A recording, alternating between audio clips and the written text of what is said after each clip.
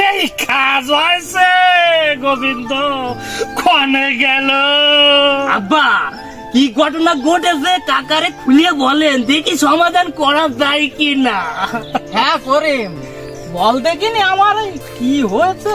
গোবিন্দ, কালকে রাত্রি 8টাতে বাড়ি আসার সময় আমার পকেটেতে হাসত 2টার একটাই ধলি হারাই কি সর্বনাশ কথা কছেন, কনে কনে গেল, কনে গেল, কনে গেল, ওরে কনে গেল, কনে কনে। হেই, কাউকে কনেই তো তোমার টাকা হারিয়েছে। ওটা তুমি কি আমার এত কাঁচা মানুষ ভাবলে গোবিন্দ?